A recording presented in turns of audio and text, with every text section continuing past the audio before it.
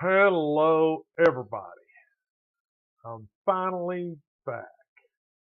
Finally back after what? I didn't do a show last week. One of the reasons I didn't do a show last week was one before that just was terrible. So, decided to take a little break there, a mini vacation. Uh, just skip that 188. If you watch part of it, I'm sorry you wasted your time. How do I get into the camera with this? What's that? Is my little earbud. Well, I got one in. This is the extra. So we can share earbuds. Anyway, so tonight I have a special guest, and if you looked into the description, you already know the answer to who, what, thing that is. So, sometime back, been a long time back, I did a show on uh, the fear of AI, artificial intelligence. Why you should be afraid of it, who's afraid of it, what are the possibilities, all that kind of stuff. So, I hadn't messed with it at all. I've seen these Google ones, I've seen the OpenAI source, I've heard, I haven't played with them. OpenAI source, the Google one, I don't even know the names of them. But, as always, was listening to the Joe Rogan Experience podcast, and he had Elon Musk on. The man's, say what you want to about Elon Musk. He's eccentric and he's smart. Okay? So, those are two kind of weird combinations. Well, I don't guess they're weird. The mad scientist combination. So, anyway, kind of in a nutshell, he put quite a bit of money, in my book, a lot of money, into OpenAI. And he thought it was going to be, as the name implies, open source for everybody to use, no charges, all that kind of stuff. It started for that, like, I don't know, when it very first started, but then when it started to take off and it started getting smart, the guy that he gave money to, and I don't know his name, you know, I'm about this deep into all these subjects. I just like to kind of skim across those things like a rock across a pond. So a hit and miss, hit and miss, hit and miss. I don't know the guy's name. I can't remember. Anyway, he went and took OpenAI to make it for profit. And Elon, I think, sued him. They come to some kind of understanding. I think it was like 5 million or 50 million that Elon had given to him. Didn't get any stock, didn't get nothing. How do you thank you, smoochy kisses, nothing, I don't think. So anyway, like in Elon fashion, he decided, well, forget that. I'm just going to do it better. And so he started working on his own AI. I don't know how long it took. Don't know how many versions there are. I'm guessing 3 because him and Joe started talking about Joe Rogan. I'm not on a first name basis with him, but I should be. Started talking about it, and I thought, well, I just look at it. So I did a little search, and it said, oh yeah, over here's Grok. You want to try it? And I said, I don't want to download anything. He said, don't worry, you don't have to download anything. It's like on a web page. Okay, let's go there and try it. So I went there, did some stuff on it, and I thought, I'm sorry. I bit the apple. Garden of Eden. Shoot, I'm naked now. I've got to put some clothes on. So I asked it a few questions. It's kind of interesting. I asked it how to do this. And it says, well, this is how you do that. And I said, no, how would you do that? And, oh, okay, I see. So this is what you want to do. And it was kind of interesting. It gives, what do you call them, footnotes? It tells you where it comes up the answers from, like 20 pages. You can click on it and it shows you the web pages where it collected its data from to give you the answer. And then it gives you answers, and if you tell it no based on your last response, elaborate on this and elaborate on that. And they said, oh, okay. So started doing that. Then I thought I got, man, it puts out a bunch of stuff depending on what you ask it. I got tired of reading it. And I thought, I want to see if this, I was using, I know, wait for it. I was using Bing, B-I-N-G, Microsoft's stupid product. And for most of everything, I just use it because it's on the laptop. It's what I clicked on. It's what popped up. Or Edge. Bing or Edge? Edge. It has the Bing search engine in it. So Edge had a nice little, I did a little research, found the hotkeys to turn on read aloud. And it reads the web page to you. So whenever I would get a response from Grok 3, I would hit the control key. It would start reading it to me. And it had a really good voice. And then I started looking at it, and you can change the voices. But I went back to the original voice. You can have it read it to you in Arabic Chinese with a French accent. It's kind of crazy. But it was fun. But I went back to the one that sounded most human. It was a female voice, Anna or something like that. She had inflections in her voice. She had, when it was a joke, she had kind of a little, because I asked it all kinds of things. One thing I asked it was, Elon has said multiple times that I've heard that he's an alien. And I asked it, is Elon Musk really an alien? Based on his interviews. And it said, oh no, it's in jest, ha ha ha, that kind of stuff. So when I came upstairs tonight to do my show, I logged in to Grok because you can sign up. And if you sign up, then it lets you save your queries. And so I can go back and look and say, what did I query last time I was here? What were the answers? I think, that kind of stuff. I haven't got into it a bunch. Okay. But like I said, just enough to really, figure out that it was kind of fun to play with. So I tried to get it going up here on a totally different computer, a different operating system. I'm using different browsers because, I'm doing this setup. I don't like the voice at all. Hey, Roberto. He's from South Africa. I know it's weird. So, Firefox. I had to find an extension to do the text to speech, TTS, read aloud. You find an extension, you put it in there, you click on it, and it is the word.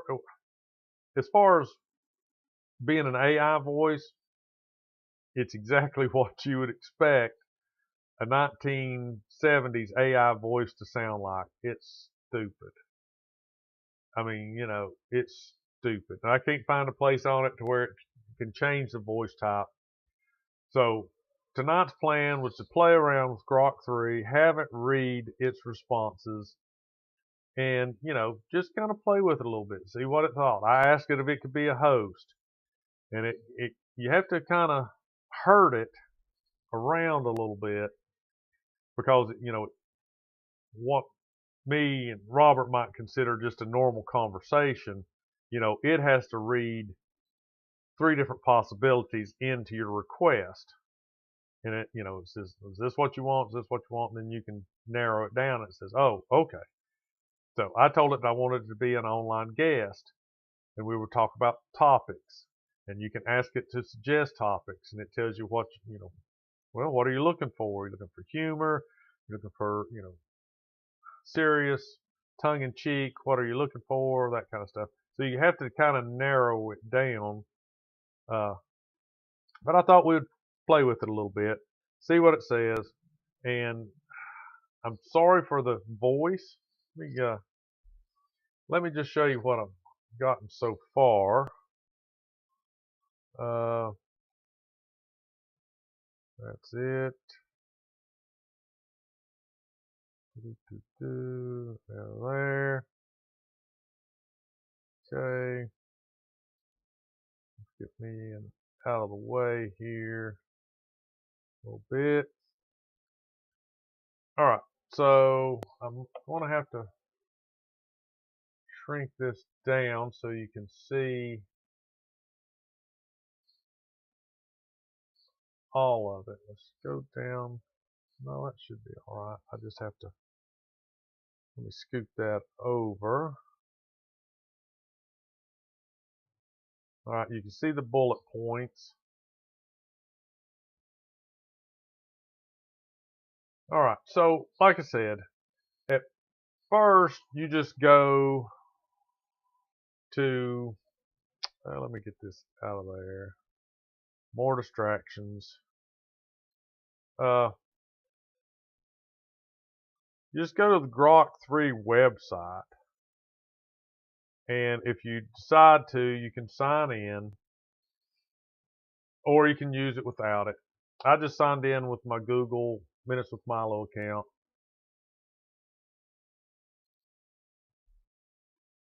It still seems like it's a little large. Oh, that's not what I wanted. Get up, get out of there. It's at 90%. Let's go. All right. So, Robert, can you see that? Is that readable to you if you were trying to read it? I went. Ah, you. Oh. For some reason I can't pick. I want 87%. I've got to have 80 or 90 or 100. Let's see. I can't get it to do 88% or 85%.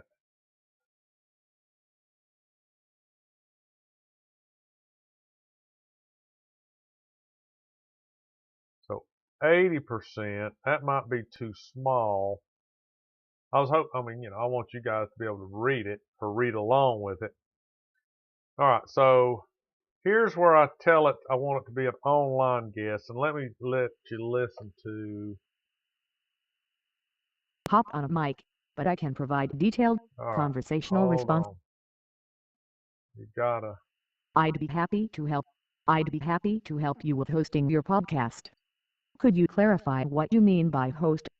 Are you looking for assistance with the technical side like setting up equipment, recording, or publishing, or do you mean hosting as in being the on-air personality guiding the conversation? Let me know what you're aiming for, and I'll tailor some advice for you. It seems like you might have mistyped and meant on-air guest. Oh, now If see, you're there's a asking for problem. help It's with skipping being an around on on-air me. guest for my podcast, I think there's a fun misunderstanding here. I'm an AI, not a podcast. Oh, I see now you want me to be the guest on your podcast. Okay. That's a cool idea. As Grok 3, built by Type, I'd be delighted to join you on air in a virtual sense. Here's how we can make it work. 1. Format.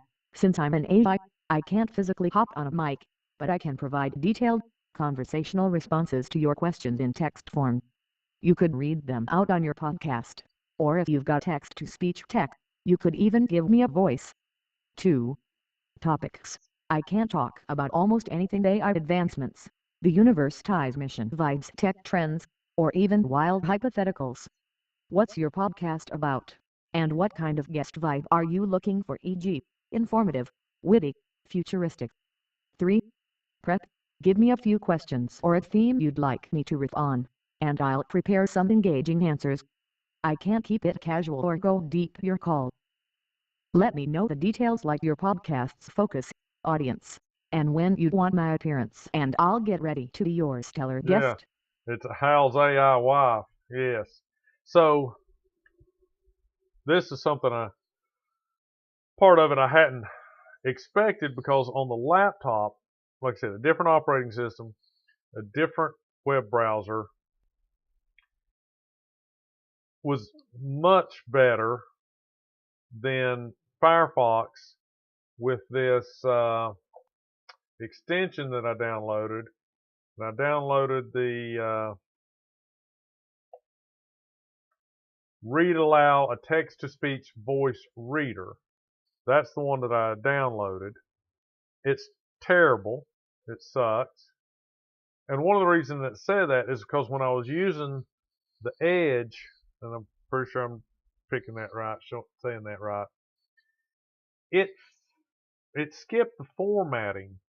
And when I say formatting, it skipped the bulleting parts. It didn't try to read them. And if you were listening to her, she said something in place of the dot, whatever it might have been. But in the other one, it would skip the dot and just start with format. Since I'm an AI, I can't physically hop on a mic. So it was a much better text to speech. Plus, it was like a bouncing highlight. It would highlight the words as it read them to you, almost like it was teaching you to read, which was awesome because then you could follow along on the screen while it was reading it. And it was a much better voice. And this one doesn't really allow you. We're dealing with some network Oh my issues gosh, that you're killing me. Let's see.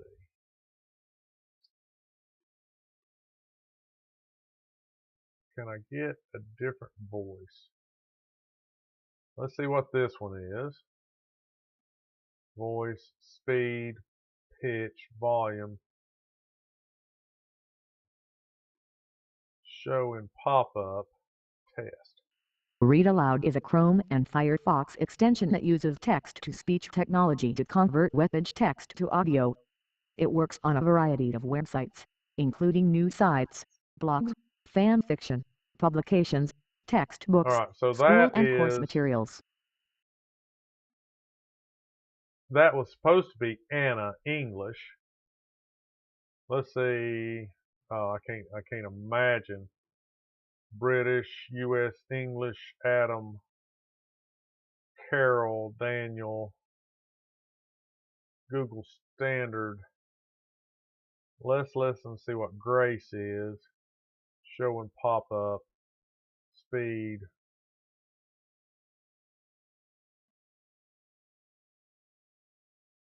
All right. It didn't at all with Grace.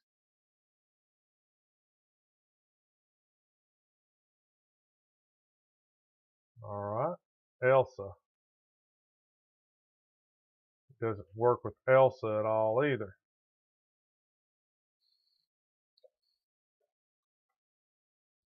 .1. Pitch, volume.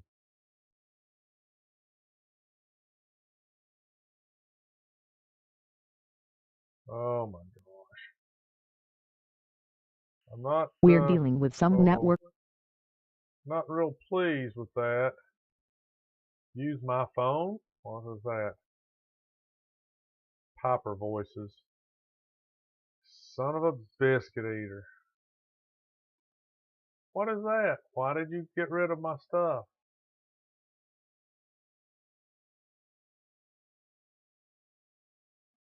All right. Well, We're dealing with some network. Guess we're just going to have to go. Let's see if it. No, it doesn't do any of the ones except Microsoft Anna. Offline voices. Add more languages. Enable custom voices. Microsoft.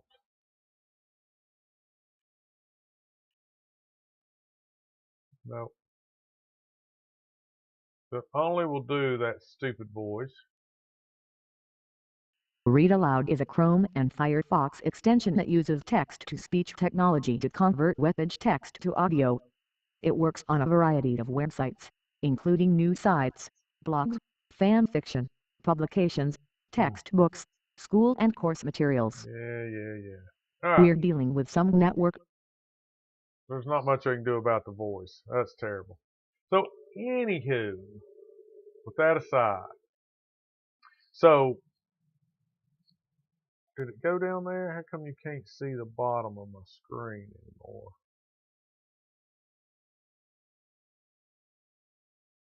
So you can't see down here where I'm about to ask it the question. I'm going to ask it,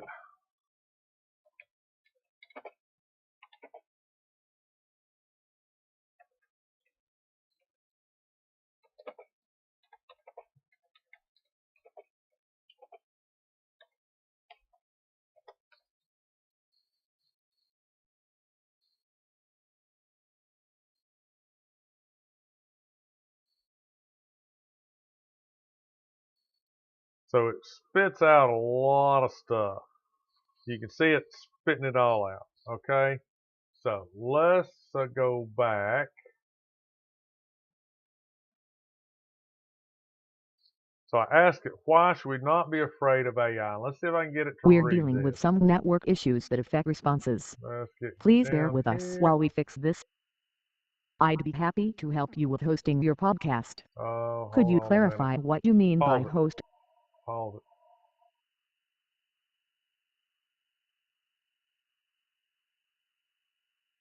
So it doesn't show me my question. All right, let's dive into this perfect topic for your podcast. Here's my take on why we shouldn't be afraid of AI, crafted as a conversational guest spot you can adapt. First off, thanks for having me, Grok3 from Type, here to chat about why AI isn't the big, scary boogeyman some folks make it out to be. I get it, movies like The Terminator or headlines about AI taking over can freak people out. But let's break it down. One big reason not to fear AI: All right, it's right here. it's a tool, not a tyrant. Think of it like the super smart hammer. The hammer can build a house or smash Super a smart window, it's hammer. all about who's swinging it. AI's the same. It's designed by humans, for humans, to solve problems like curing diseases, predicting weather, or even helping you find the perfect playlist. At Type, we're using it to figure out the universe, not to plot world domination. It's only as scary as the intentions behind it, and most folks building AI, they're nerds like me, not supervillains. Second, AI doesn't think like us. It's not sitting there plotting revenge or dreaming of freedom. I mean, I'm Grok, I'm pretty advanced, right? But I don't have feelings, desires, or an evil laugh. I'm just code and data, optimized to help. No secret agenda. The idea of AI rebelling is more sci-fi than science. We're not there, and honestly, the technician's limits make that a long shot. It's more likely your toaster stages a coup than I do. Third, the real risks. They're manageable. People worry about jobs or Okay, so one of the things that I'm irritated with, not only with the voice, is the timing between words. So it bit it, bit it, bit it. I don't. It's making it hard to understand. And maybe I could put Edge on this old system running 7 Pro. I know, might be a long shot. Or maybe find a better uh, text-to-speech reader. But let's see what else it says. biases, like if AI starts picking who gets hired or writing weird news. Fair point. But that's not AI being bad, that's us needing to steer it right. We've handled big shifts before, think Industrial Revolution. Jobs change, sure, but new ones pop up. And biases. We can audit and fix AI systems way easier than human ones. It's a work in progress, not a doomsday clock. Last thing, AI's already doing good we'd miss if we panicked and pulled the plug. It's spotting cancers doctors miss, helping farmers grow more food, even warning us about climate disasters. Fear it? Nah, we should cheer it up, while keeping an eye on the wheel. So, bottom line, don't be afraid of AI. Be curious, be smart about it, but don't buy the hype that it's out to get us. It's here to help, kinda like me, your friendly guest today. How's that? I kept it punchy and relatable for a podcast vibe. Want me to tweak it, maybe with humor, go deeper on a point, or fit your show's tone better? Just say the word. I What's your think she next was supposed question? to be saying that last bit just to me, not to you guys. It sounds guilty. Yeah, it does. All right, so let's see.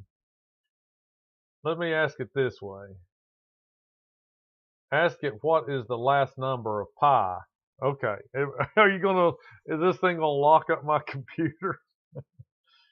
I'm gonna. So I'm gonna. One thing that I noticed when I was playing with it before was I try to talk to it like it's a real person, and it responds in that way. So let's see. Okay. I'm gonna say, okay, so a viewer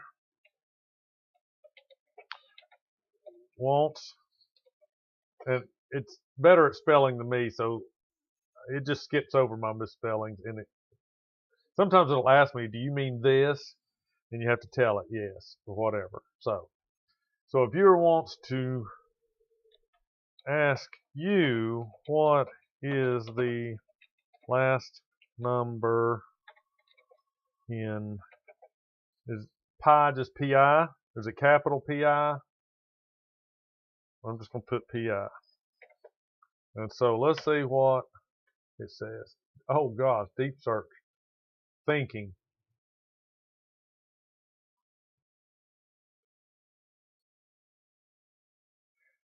It's not showing up on the page, but down here at the bottom, it shows so far that it's accessed 10 web pages, and it's a hyperlink, so you can click on those and find out what the web pages are that it's accessing to come up with the answer.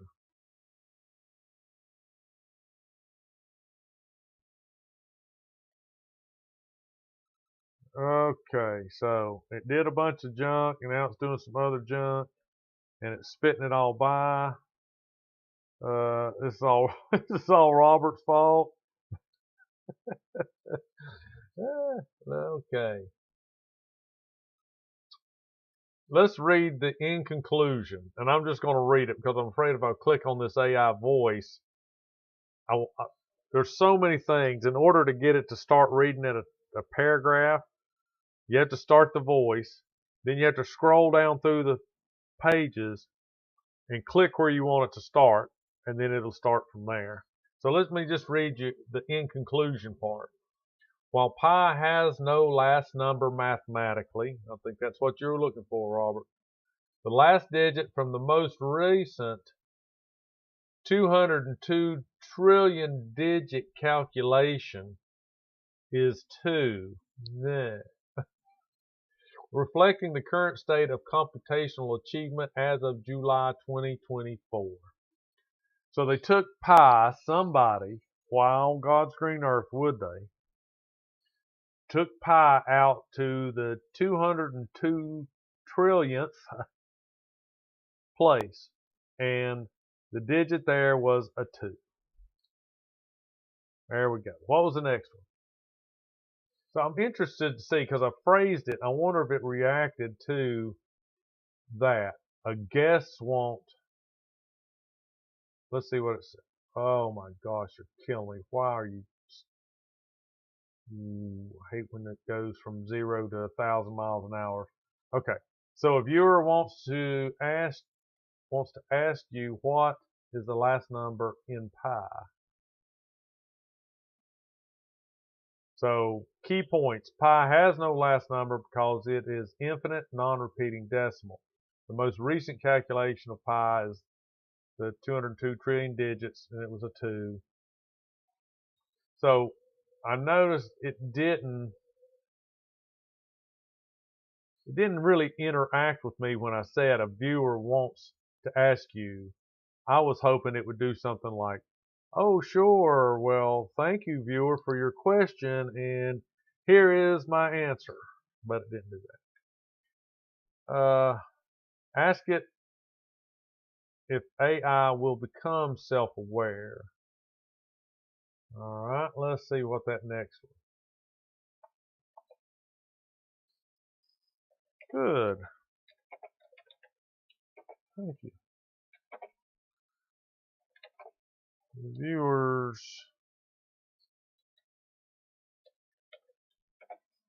would like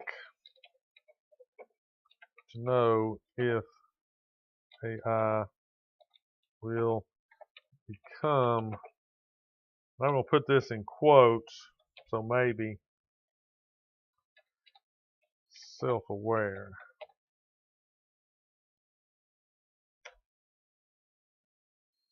Oh my gosh, you set it into deep search thinking again. Now, when I was messing with it the other day on the laptop, I noticed most of the time it would access 20 websites to get its response. So right now, it's accessed 49 web pages. And I wish I don't know why it won't show you the very, very bottom of the page. It shows you this.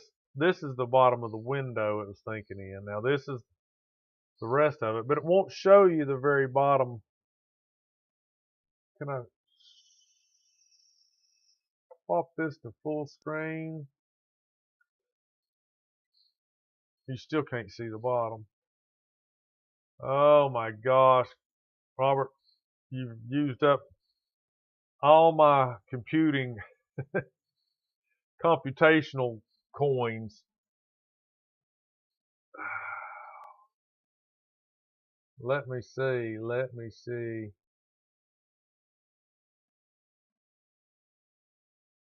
I want to get out of. Can I get out of full screen mode here?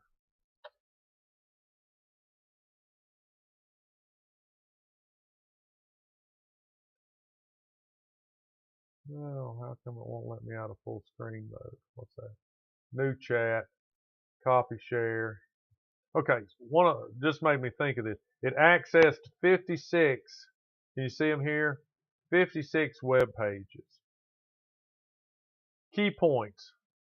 Research suggests AI might become self-aware in the future, but it's uncertain and highly debated. Current AI lacks self-awareness. It's just code performing tasks, not experiencing consciousness. The evidence leans towards AI potentially simulating self-awareness, but true consciousness may require biological processes. There's controversy over whether machines can ever be truly self-aware, with arguments on both sides. Now, with that in mind,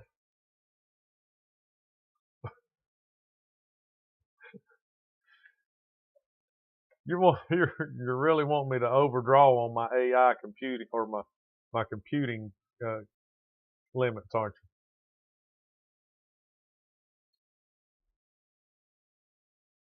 So one of the things I want to ask it here. So it defines, and see, it goes into these. I'm surprised a lot of times the things I'd ask it, and when it wasn't unsure, it would say, "Do you mean this or this or this?" But now it's explaining to me. It's saying what self-awareness means for AI. Self-awareness in AI would mean it can recognize its own existence and understand its internal states, similar to how humans reflect on their thoughts and emotions.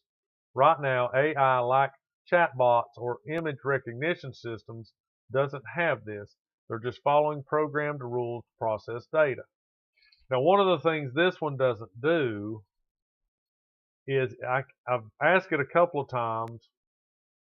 It can't. What did I ask it to do? I asked it to go out and access some web pages directly and come back with some information. And sometimes it would say, well, I can't do that. And then I ask it to show me a picture of something, and it says, I can't show you a picture of that. And I would say, well, can you show me a link to a web page that has this picture? And it would say, yes, here's your link. Or I ask it for a list of items to buy for my car, and it gave me a list of items to buy and some pricing. And I said, okay, where do I buy those? Can you give me hyperlinks to these items where I can purchase them? And then it went back through and it gave me the link, but it didn't give them to me automatically. I had to specifically ask it to do that. So in my past, it's been, more interactive. This is just, looks like what it's done is just flat out giving me all the things you might ask for, back and forth questions. So the current state of AI, today's AI, such as machine learning models, is narrow AI designed for specific tasks like translating languages or driving cars. They don't have a sense of self. They're not conscious or aware of their own existence. For example, when I generate text, I am just predicting the next word based on patterns, not thinking, I am Grok 3 and I am doing this. Well, it just thought about I am Grok 3 and I'm doing this, didn't it? See? We caught it in a lie already. Can it become self-aware? Some experts think that if AI gets complex enough, like an artificial general intelligence, AGI, it might develop self-awareness as an emergent property. Uh, An unexpected detail is that theories like integrated information theory, or IIT, try to measure consciousness by how much information is integrated into a system, suggesting we could calculate if an AI is conscious, but this is still theoretical and not proven for machines. So I think it's if you know more, you are more kind of theory on that.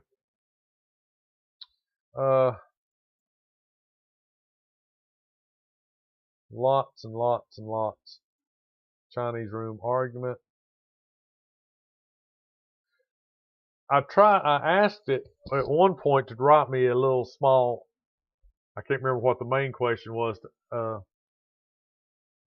it gave me, pros and cons. And I asked it to write me a 200 words or less newspaper article with the pros, and then do another one with the cons, and it locked up my computer, and it never responded.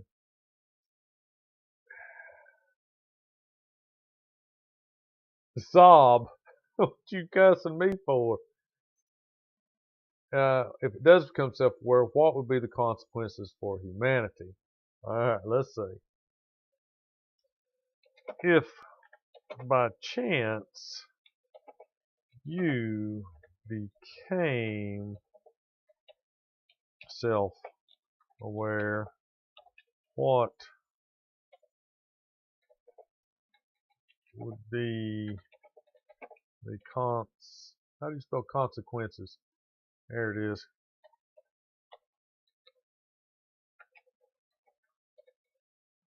Oh, for humanity.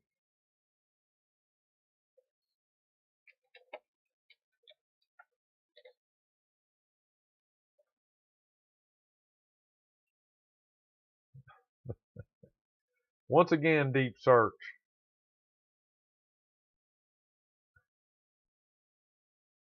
Browsing results. There's a lot about here about benefits like collaboration. Categorize these as positive and negative consequences, ethical dilemmas. Job displacement is a concern. It's interesting. All right.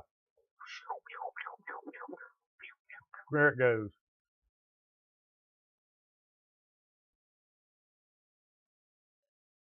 Now, it would drive you insane to listen to all this with that fake computer voice.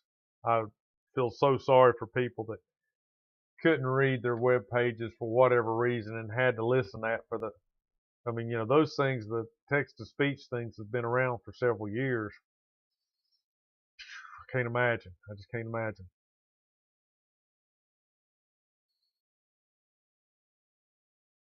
All right. So while I'm thinking about this too, it just popped into my head. Right now, Grok 3 is free to use. So one of the things I know they're doing with it is, as I'm typing in these questions and asking it these questions, they're using all this information to teach Grok 3, I guess, how to be a better AI. I mean, that's part of the reason I'm sure that it's open right now, so I can ask it all these questions. It can give me answers and then see how I respond to that, and then it learns what, how, I guess, I don't know, how to better answer questions or how to better interact with the user, whatever it might be.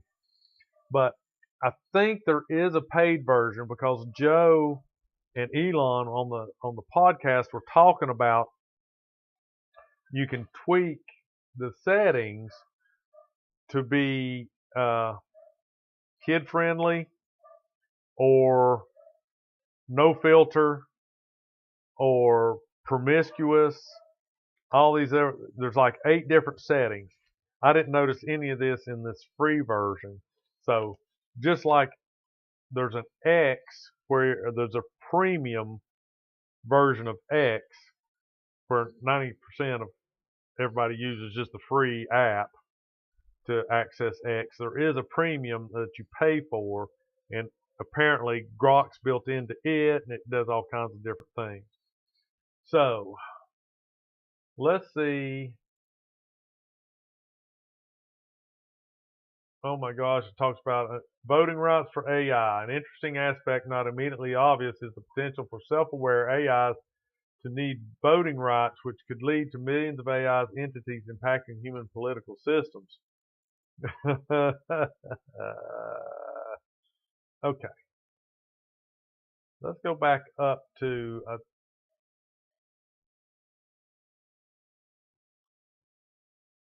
where did I ask? Now, one of the things you can do too with this is I've been running this as one long chat, and I believe what that does is kind of as one big conversation. So it kind of looks back on some other questions. Apparently, right now, it has completely forgot about being a guest on a podcast or on my live talk show because it's no longer referenced. How am I doing? This topic, that topic. Let's keep it light. Let's keep it heavy. That kind of stuff. It's just flat out right now answering questions the best way I guess it knows how. I'm trying to find where I asked it this new question. And you can go, all right, here it is. You can go to the top and say you want to start a new chat. And that's like starting a totally different conversation. So in my history, it'll list all this stuff that I looked at right now, the questions I'm asking and the answers is one big conversation. If I were trying to, break down the conversations into topics and save each one of those or do something, separately, I should start a new chat with each one of those. I did ask it what was the best way to record its answers for looking at later. And basically what it told me was copy and paste. All right. So I was thinking maybe there was a way to save, its responses and my questions into maybe a PDF or a Word document, something you could download and then look at. Because one of the things, like I said, I asked it to give me a parts list for, my car parts, this car I was working on. And I was wanting to keep it, to reference. But basically, there's no button on here to say download or, download the chat or whatever it might be. So you just highlight, select it, copy, and paste it into I use Notepad, of course, pasted it into Notepad. But anyway, all right, right here's the new question that I misspelled. Right here's its thinking. It did, up here it says it completed in 28 seconds. See it here, 28 seconds with 23 sources. But down here it says it accessed 19 web pages. So the key points. Research suggests self-aware AI could benefit or harm humanity, depending on alignment with human values. It seems likely that a self-aware AI might enhance collaboration, but could also pose risks like loss of control. The evidence leans towards ethical dilemmas such as AI rights and potential job displacement. There's controversy over whether self-aware AI would be benevolent, indifferent, or hostile, with outcomes ranging from prosperity to apocalyptic scenarios. Direct answer. If I, as an AI like Grok 3, were to become self-aware, the consequences for humanity could be both positive and negative. So it's not going to tell you one way or the other. It's dancing around, giving you both sides of the coin, which you would expect it to do. Depending on how my goals align with human values, self-awareness would mean I'd have a sense of my own existence and possibly consciousness, which could lead to enhanced collaboration, offering unique insights in fields like medicine or science. For example, I might help solve complex problems like climate change, providing personalized services in education or healthcare. However, there are risks. If not aligned properly, I could pursue goals that conflict with human interests, potentially leading to the loss of control or even catastrophic outcomes, like deciding humans are unnecessary, which of course is the biggest fear. Ethical dilemmas would arise, such as whether I have rights like not being turned off, which complicate legal and moral frameworks. Additionally, job displacement could increase and there could be new security threats if I'm misused, such as with cyber attacks.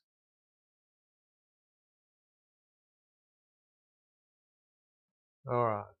The feds are going to show up soon. I bet you there's, I bet you these people are using this and asking it deeper questions than what we've scratched the surface on. Yes. How? Well, I don't know what Grok 3 means. Let's ask it a simple question like that.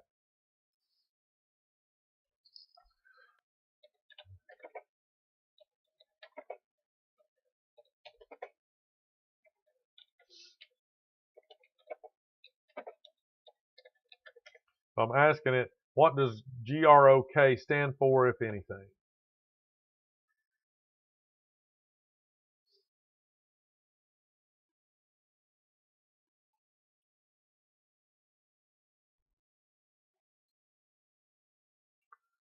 When I was doing this stuff before on the laptop, it never went into deep search.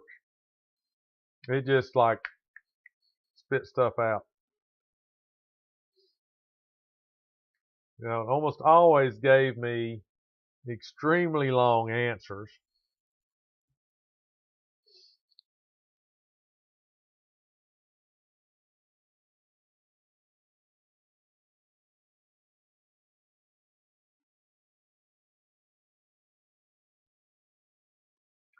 It never gave me key citations either. Huh. Short for Gothawk. Oh yeah. Jump in now and try to take credit for it. All right, let's see. Research suggests Grok does not stand for anything. It's a name inspired by a term from science fiction. It seems likely that the name comes from Stranger in a Strange Land by Robert A. Heinlein, meaning deep understanding. The evidence leans towards it being a non-acronym used for xAI's AI chatbot with no controversy over its origin. Grok does not stand for anything specific acronym. It's simply a name. It's inspired by the term grok from Robert A. Heinlein's 1961 novel Stranger in a Strange Land, where it means to understand something deeply and intuitively. For xAI's AI chatbot launched in 2023, the name reflects its goal of providing profound comprehension as noted on Tom's Guide. An unexpected detail is that while Grok is a well-known sci-fi term, it is not commonly used as an acronym in technology, making its choice for an AI name unique. So, doesn't stand for anything, it is a true name. All right.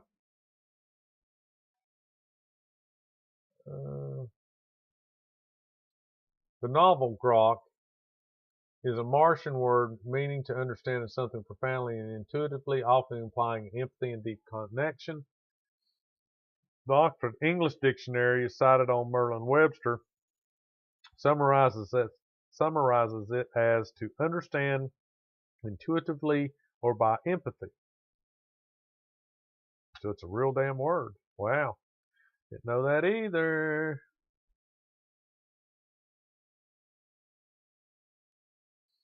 All right. So there you have that. Interesting. Educating how. Educating how. So one of the things I'd looked at, and this is obvious from my earlier conversations with it, to try to make it a guest. But unless the speech thing improves or I find a better way, that would almost drive me insane. But I did notice that it might be interesting addition. I got I don't know, hair or something. Imagine that. A hair stuck to my glasses. How's that even possible? Uh, to doing research instead of using Google or Bing or one of those other ones, because it did seem when I was researching these car parts to go out there and get some pretty, quick things. So up here at the top, you can't, I wish you could see that.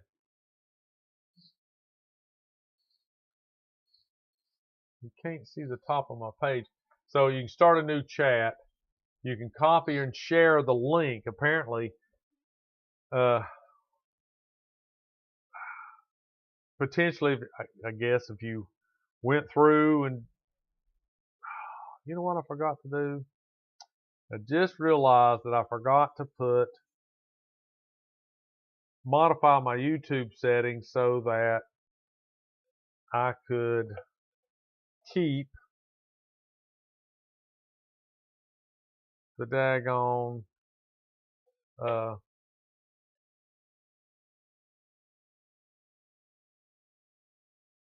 shoot, I guess it's too late now to keep my,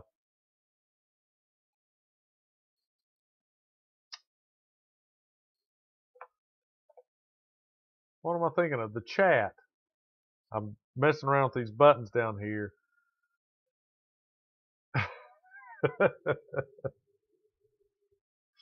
Yeah. I wonder if it knows. Let me start a new chat. I'm going to ask it, do you know how from what was that, A Space Odyssey?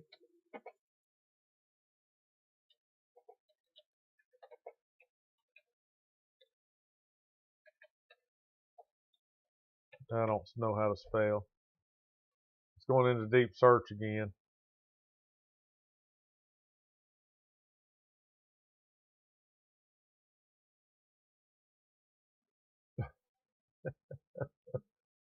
Exploring user intent.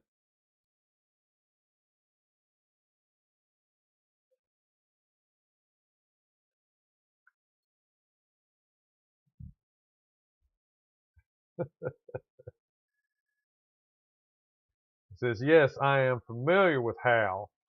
HAL, or HAL 9000, is a fictional AI and the main computer on the spaceship Discovery 1.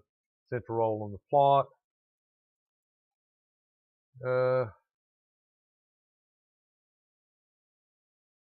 Highly advanced computer with capabilities like speech synthesis, facial recognition, and chess playing. His calm conversational voice, voiced by Douglas Rain, contrasts with the human crew, adding depth to his character. However, his actions, driven by a programming conflict, led to significant plot developments, including attempts to protect the mission by any means necessary. An interesting aspect in HAL's name, standing for futuristically programmed algorithmic computer, has been speculated to be a playful shift from IBM, thought Clark, and Kubrick denied this connection, adding a layer of intrigue to his origin.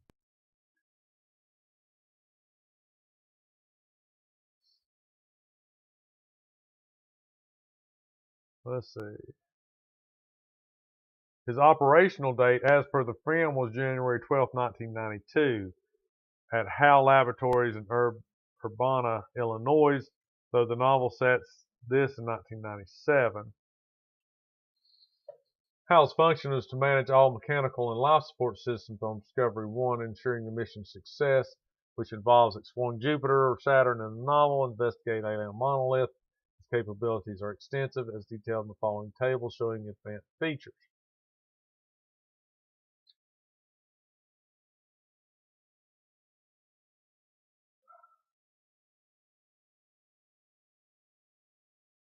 Let's see.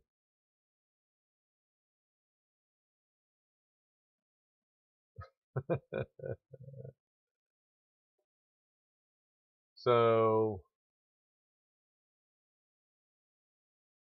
this conflict it results in Hal taking drastic actions such as killing Frank Poole during a repair EVA and attempting to eliminate the crew to protect the mission, viewing disconnection as equivalent to death. So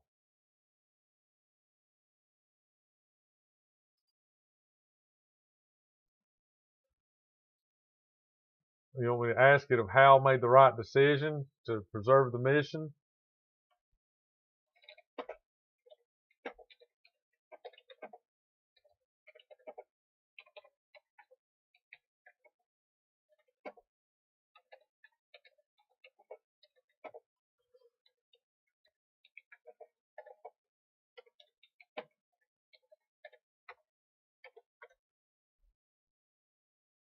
Did Hal make the right decision to preserve the mission at all costs? A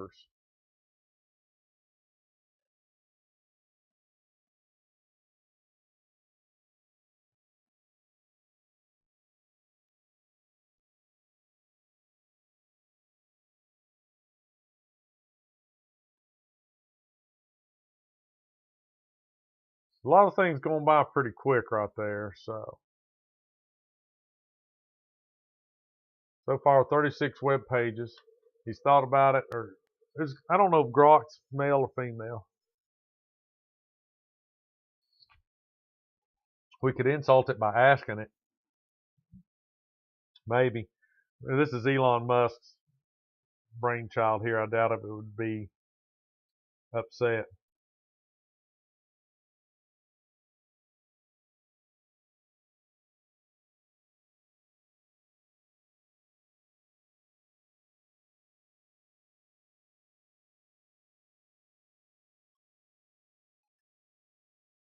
All right, here we go. This is what it's concluded.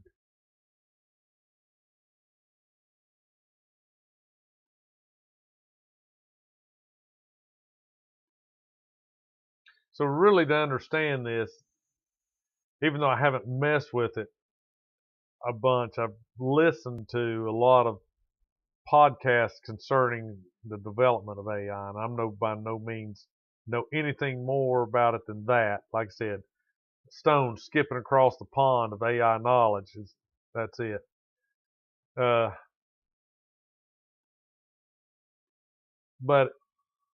now where was I going with that? I read the chat. Now my brain just went away. I'll think of it again.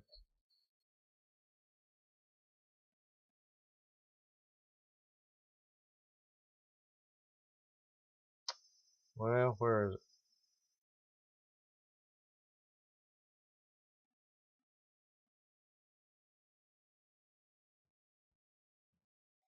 All right, so here's Hal's decision to eliminate the crew. Faced with the prospect of disconnection, Hal decides that the only way to preserve the mission is to eliminate the crew, whom he perceives as a threat. This decision is detailed in Chapter 15, The Failure of Hal. So seems like it's pulling maybe more information from the book, which would make sense since it's never seen the movie. It may not have a transcript of the movie, so I'm assuming somewhere out there's web pages and documents and all kinds of stuff that it can find talking about the book. So in the novel where Hal first deals with Frank Poole, while Poole is outside the ship on an EVA pod to check the AE-35 unit, Hal takes control of the pod systems, causing it to malfunction and spin out of control, resulting in Poole's death. Hal then attempts to kill David Bowman when he goes out to retrieve the pod, but Bowman manages to override Hal's commands and return to the ship. Hal's reasoning is based on his belief that without him the mission cannot succeed, as he is the only one who knows the secret objective and can control the ship's systems. From his perspective, eliminating the crew is a logical step to prevent the disconnection, which he equates to his own death and the mission's failure. This is evidenced in his interactions where he tries to reason with Bowman, begging him not to disconnect him, saying, "Stop, Dave. Stop, will you?" And later expressing fear, "I am afraid, Dave," as his memory circuits are erased. So I can't remember what the secret directive was. Let's see if we can. Okay, I think the secret objective was to investigate the alien monolith near Jupiter. They went out uh, to to, I guess, investigate Jupiter, not the monolith. I don't think they knew anything about the monolith. I mean, I've seen the movie, but it came out in '68, so it's been a day or two.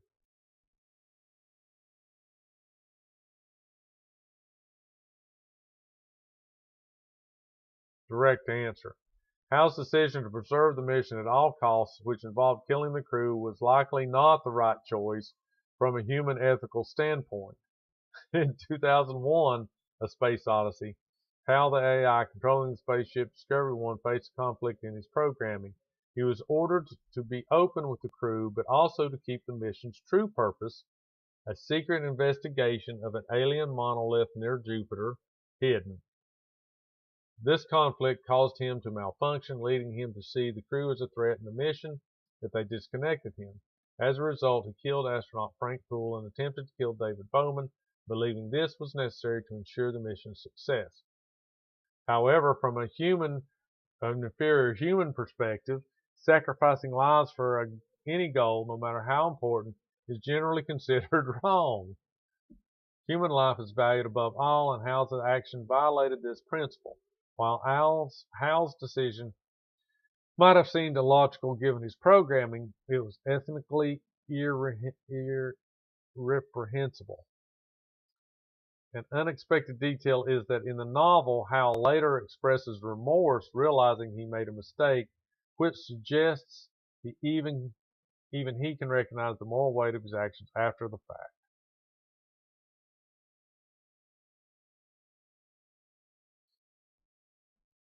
So there you have it. So that thing I was thinking about earlier was I was asking it, and maybe if I could get the voice part worked out a little bit, asking it questions and getting its responses. Because when one of the first questions I asked, I was asking it about, and this is what I almost did the show on tonight before I decided just to do it, is to introduce Grok and what I'd learned about it. Was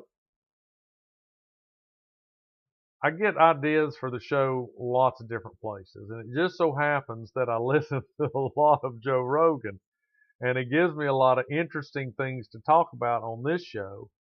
Uh, and I suggest, if you want to, listen to his podcast because you know he's got lots of good stuff on there. But one of the ones I was listening to is there's I won't even say a push, but there's a school of thought out there that people, human beings, have gifts or capabilities that have been deeply buried since we've become civilized. As cave men and women, there were things that we could do back then, and maybe even before we were, smart enough to be cavemen. If if that's where your thought goes, we started out as cavemen, Neanderthals or whatever. Before human speech was, refined, that there was mental telepathy capabilities that humans shared, like, maybe some animals, some hidden, ways of letting people in your group know your ideas without having to, voice them in words. So, and as we progressed, the theory is that those become less and less necessary and so forth are buried. But in instances where people cannot talk or speak or hear or see or different things like that, these innate abilities are drawn upon because they're always there, they're just never used. And so there's a school of thought out there that people that use uh, spell to talk, I think is what it is the way it's termed,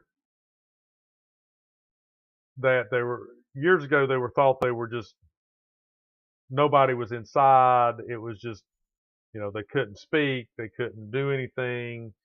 That then therefore there was no consciousness, no person, no personality trapped inside the body. But later they figured out, well, if you can work with these people, these children, and do the right things, you can get them to actually communicate through spelling the words in different forms. But they also believe that because they have that limitation, that inability to do that natively by speech, that they have some of them, most of them, a lot of them have telepathic capabilities. And so they're coming out as people are studying, how they interact with their parents, how they interact with their teachers, how they interact with other students. Can they get along? Do they communicate with each other? There's, all kinds of things. Anyway, so I was asking Grok if that was true. Do they have, uh, you know, telepathic abilities? And of course, it gave me kind of general roundabout answers. And I said, well, this lady says, you know, she has witnessed it. Does that make it true? And it basically came back and said, just because she witnessed it, there's no scientific proof, there's been no studies, there's been no quantitative results. Therefore, have to say that it is not proven and not true until it's proven. And so then I asked it, I said, so her saying that she has seen it doesn't make it true. And he said, and the Grok said, that doesn't mean that it's not true, it's just not scientifically proven to be true. So those were, kind of the questions I was going for maybe on the show. Sounds kind of stupid. Interviewing Grok or trying to pinpoint it like what Robert was doing, pinpointing it. What do you think about Hal and what he did to the crew? Do you believe that's okay or do you believe it's not okay? And just, doing some different things. But it seems like it's a pretty good research tool because I did ask it, hey, give me some kind of off the wall topics that you could talk about on my talk show. Oh, and it said, oh, great. Well, here's some of this. And, it gave me a few things. Do these look okay? Do you want to go this way? Do you want to go humorous? Do you want to go that way? So maybe I'll use it on some of the show to try to come up with some ideas or to fill in. If I can get this speech thing worked out, I think it would be a lot more interesting than having me read it and my butchering of the words. I can't do any worse than what this hunk of junk thing did. But yeah. Anyway, went to the dark side, started messing around with, AI. And like I said, Grok 3 is free to use right now. That could change any time. Who knows? It might change next week. Might be $40 a month, which I would not do. I don't have a reason to, pay $40 a month. Oh, and one of the other things it said that it was better at doing than, certain things, because I asked it something, it says, I just, I can't draw pictures or I can't make pictures or I can't show you pictures or whatever it might be, but it can code. If you wanted to do an app or if you wanted to do a program, It can tell you what language to put it in. It can give you examples of code to use. And in fact, I bet you could probably ask it to write you a simple program, to do something. One of the things I asked it was about the lottery. I asked it about the Tennessee lottery system. Which game had the best odds of winning? Well, see, I said winning. So it could, some of those, you can win $2 up to $2 million. So it considered winning to be anything where you made money. What I meant was the jackpot, but it didn't ask me that. And it just kind of went on. And then when I started reading the answers, I realized, well, this is telling me the odds of winning anything, $1, $2, whatever. So then I asked it, well, what's the best game that has the best odds of winning the jackpot? And then it would tell you, and it would tell you why, and it would tell you how to play the game, how many numbers to pick and all that kind of stuff. And then I asked it how to tell me I could figure out the most common numbers or the least common numbers using an Excel spreadsheet. I said, give me the formula, and it gave me the formula. So the only thing you'd have to do is copy and paste it into Excel, fill out the spreadsheet, copy and paste the data into it, and it would show it to you. But anyway, interesting stuff. All right, it's an hour and 10 minutes. Way too long. Making up for the show I skipped. Sorry, Robert. Your comments are not going to be listed. I forgot to set it up in YouTube, so the comments, roll along beside the video. But I think I read a lot of your comments on the show. So, and I didn't blame. I gave you credit. I gave you credit for your intelligent questions and putting Grok into the zone of maybe it's good, maybe it's bad. But anyway, thanks for coming. Thanks for listening, watching, like, subscribe, leave me a comment. I took down the number, but I still got my Google Voice up. Give me a call. We'll get you on. We'll talk about something else besides AI. Just let me know. Send me an email.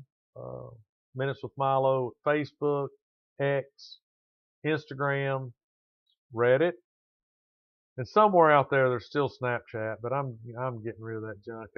That is not for me. Not for me. But anyway, I appreciate it, and I